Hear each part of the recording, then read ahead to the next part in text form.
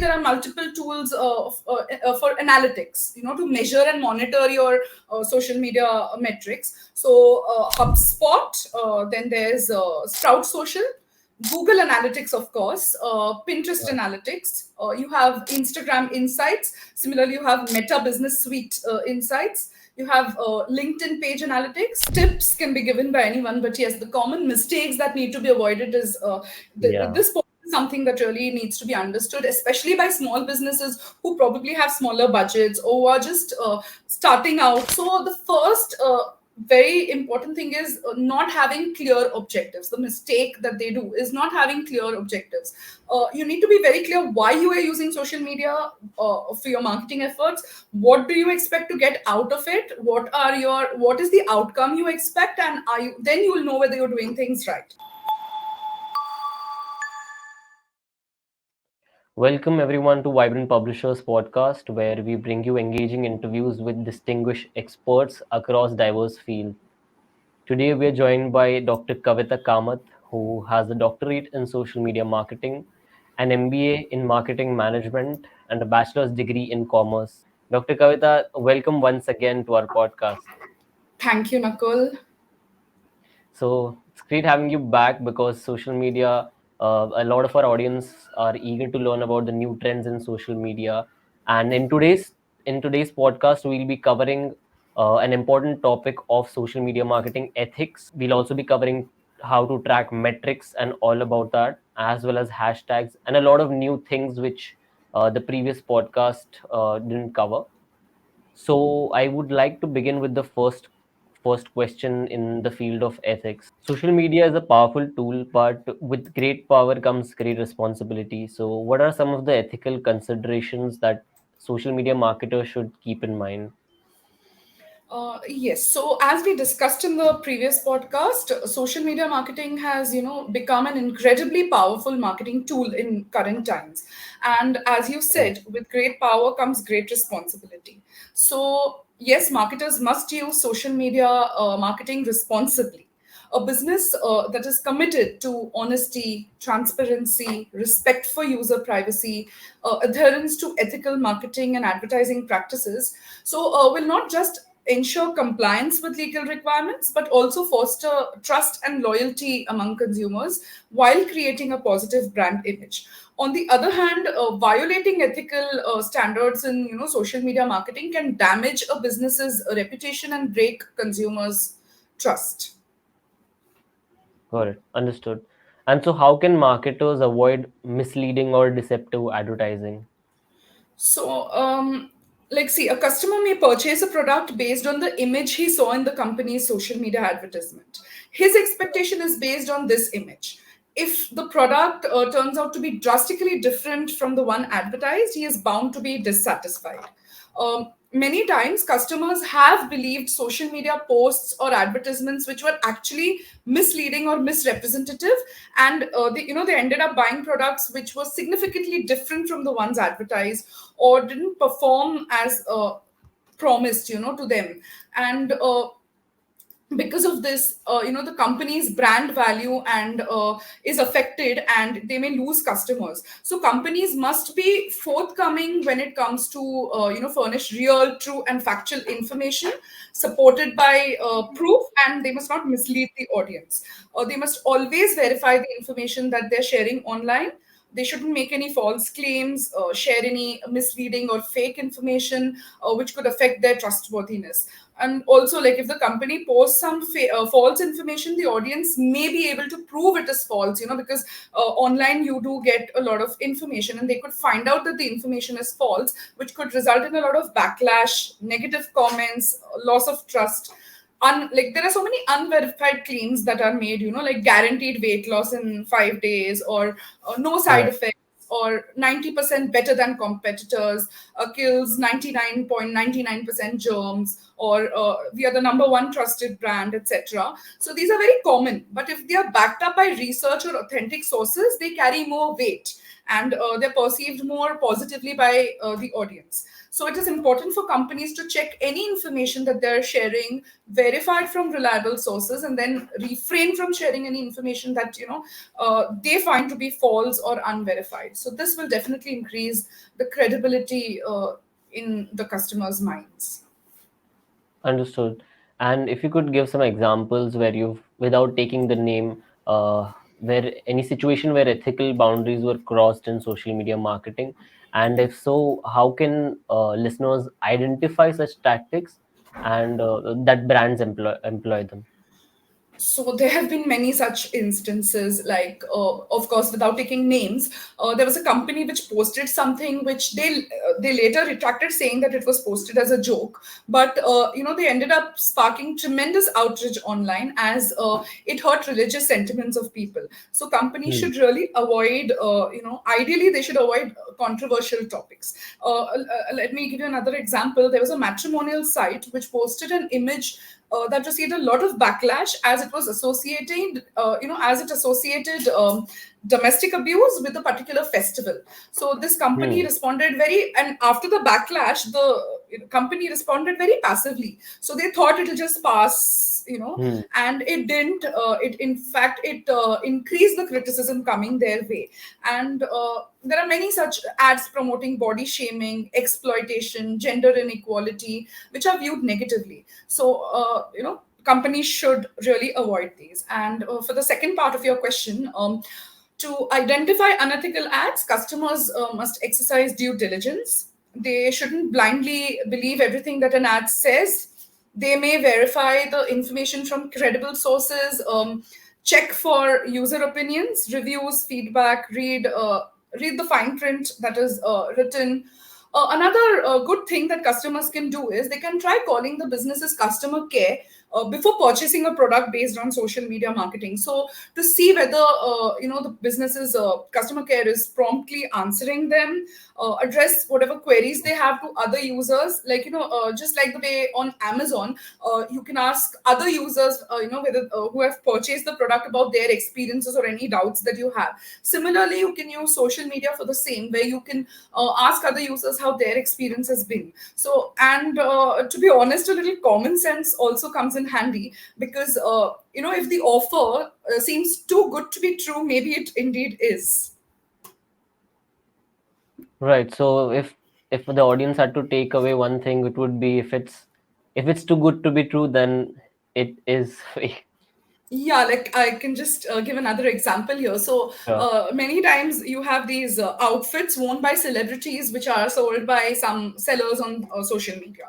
So you see a social media advertisement, promoting that dress, and now that dress, which will be worth a lot more, is sold at less Hmm. than 1/10 of the price. So you have to understand that you're not going to get that level of quality by paying a tenth, or even less than that. So yes, Hmm. you really need to understand, use your common sense, and see whether you are getting what you're expecting, whether your expectations are right as well. Understood. Thank you so much for sharing that. Now let's move to the topic of tracking metrics. So it is of course important to be posting and being active on social media, but since data is the king or queen in marketing, one also has to measure the metrics and where they exactly are, where the company stands. So what are some of the key metrics social media marketers should be tracking to measure their success? Yes. So social media metrics is the data used, to assess the impact of your social media marketing activity on marketing campaigns and a company's revenue. Now, these metrics help you to assess how well you're accomplishing your goals in the social space, and they also provide insight to where you can modify your social media marketing campaign. Social media metrics Right. show the business how well they are doing, how well their social media strategy is working. They help them understand how many people have seen their content, how many how much money they have spent on it, and how much they have earned from it. So a few basic social media metrics that are needed to understand engagement.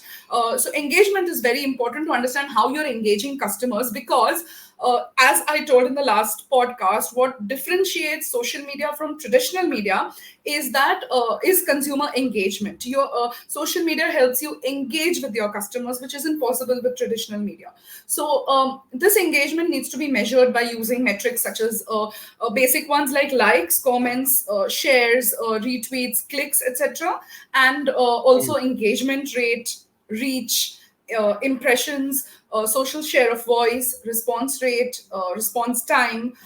There's conversion rate, there's audience growth rate, return on investment, which is a very common one. There's web page traffic, like how much web page traffic is generated through your social media marketing efforts, audience insights, and finally, net promoter score. So these are some of the most useful metrics, I'd say. Understood. And if you could walk us through the process of setting a realistic and measurable goals for social media marketing campaigns. While setting goals, the business must first identify what it is trying to accomplish by marketing on social media. You must decide which social media platforms are best suited to achieve various goals. Based on the Mm. kind of content and target audience, that each social media marketing platform offers, Mm. you must decide which one to use and what they aim to achieve through each of them. What you aim to achieve through each of them. Sorry. Measure your current situation and then the outcome of your past marketing efforts, and then use these to set realistic goals. So for example, if in the first quarter of 2024 you have an audience size of say 100,000, so you need to check Mm. your past data. So say in the past two quarters you had an audience size of 50,000 and 70,000 respectively. So this will show that the audience growth rate has been 40% and then 42% in each quarter, like respectively. So what you Mm. can do is you can set your goal to reach an audience growth rate of 45 to 50%, because your past and current data shows that your growth is somewhere in the area of 40 to 42%. So a realistic one would be 45 to 50, like improving. You Right. cannot go and say, be too ambitious and say I want 80 to 90% without then putting in drastically different efforts. So yeah, if you're going to change your entire social media marketing campaign drastically, then you can expect drastic results as well. But if you're continuing with the same and just growing slowly, then more realistic figure needs to be set. Understood.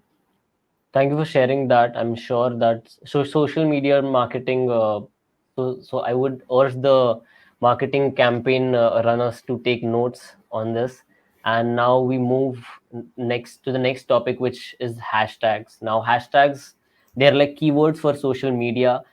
Everyone knows that they should be using hashtags, but if you could share a little bit light on finding the perfect balance between using enough relevant hashtags and not overloading them with their posts just for the sake of putting hashtags. Okay, so there's been a lot of research on what is the ideal number of hashtags for different social media platforms, and I have gone into detail on this in the book as well.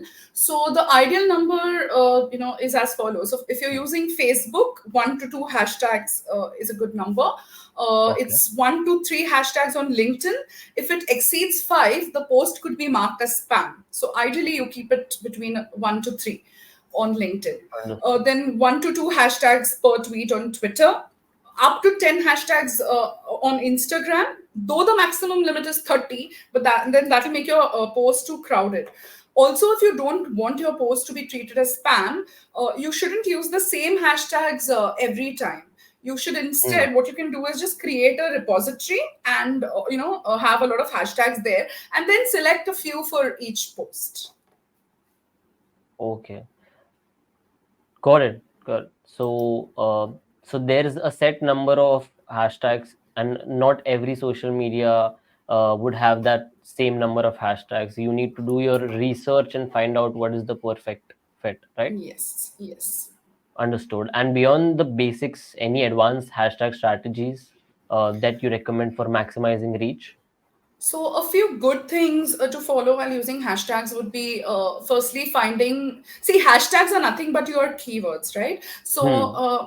it would be better if you would find relevant and trending topics as well as keywords, and understanding the requirement of each social media platform, and understanding the demographics, the kind of people using them, then researching hashtags so that you're Hmm. avoiding any goof ups, because maybe the keyword that you've taken has some other meaning, or maybe perceived negatively by people. So just research it to avoid any goof ups, and pay attention to capitalization.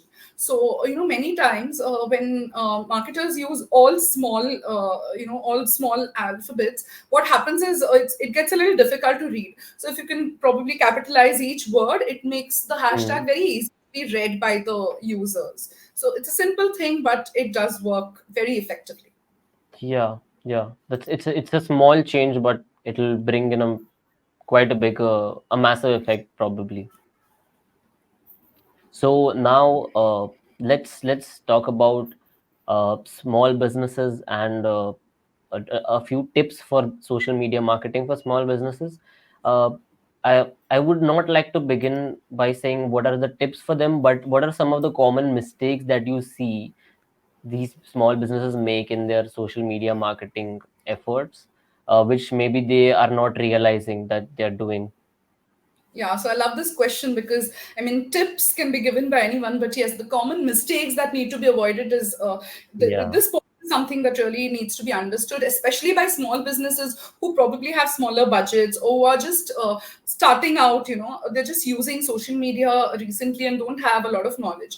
So the first very important thing is not having clear objectives. The mistake that they do is not having clear objectives. You need to be very clear why you are using social media for your marketing efforts. What do you expect to get out of it? What is the outcome you expect, and then you will know whether you're doing things right. And another mistake is using social Hmm. media just because others are using it. So everyone is doing it, let's just jump on the bandwagon without understanding it first. So just posting blindly without knowing whether it is reaching your target audience, who your target audience is, whether the message is strong enough, whether you have used a good mix of content. So that is another thing. So you just can't use it just because others are using it. A few more mistakes are posting too much, which will be like Hmm. spam and annoy the customers, or posting too less and very infrequently. So you need to find the right balance. Another mistake is using hashtags incorrectly, which we just discussed. Not knowing your target audience, not evaluating your results using a mix of metrics, not gaining knowledge about the features of each social media marketing platform. Uh, One more thing which I feel is again extremely important is being responsive to users.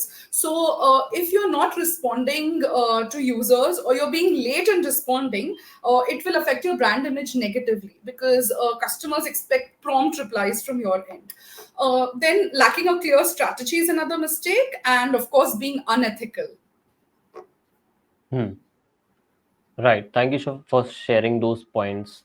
It's really important that these simple things are being followed and these common mistakes aren't being overlooked, because, or else you could be doing your marketing efforts for years in years on end and without any efforts as It'll all such. be in vain. Exactly. Right. Now, so a follow up to that is if you could recommend any tools that businesses can use to streamline their social media workflow and track their progress. So, very basic and good tool is having a social media marketing calendar. So, I have prepared one which is available as a template with my book, Social Media Marketing Essentials You All Need to Know. So, the social media calendar acts as a great tool because it, just highlights the different social media platforms where you're supposed to post, what you're supposed to post, the frequency, and what you look to achieve from it. Hmm. For content creation, there are many useful tools. Like I'll just name a few. There's Canva, Crello, Promo, Infogram. There's Anchor, Animaker, Snapper, etc. So these are basically content creation tools. And similarly, there are multiple tools for analytics. To measure and monitor your social media metrics. So HubSpot. Then there's Sprout Social.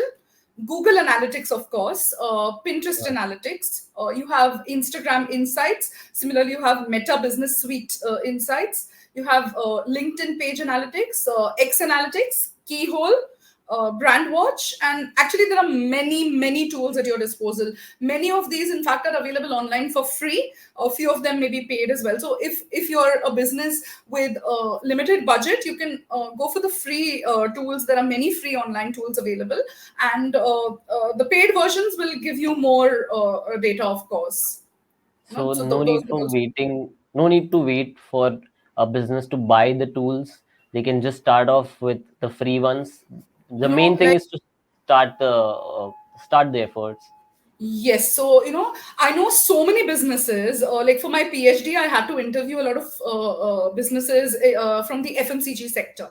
So, there are Right. so many businesses with literally 0% of their marketing budget spent on social media. So they've not spent anything. They've actually done free marketing. So they've opened a, so organic marketing, which we discussed in the last podcast. So they just opened a Facebook page. They Another very good thing that we discussed last time was joining a community where you will get access to your target audience. So these Right. businesses have joined such communities and have got access to a huge number of customers, targeted the products to them free of cost, and they, in fact, even the messages, the content that they design has been done free because they've used free online tools like Canva. There are many templates available online for your images, for your videos. You can make, nowadays videos can be made at home. So they've actually used these free online tools, and their social media marketing efforts have yielded amazing results. They have built their brand,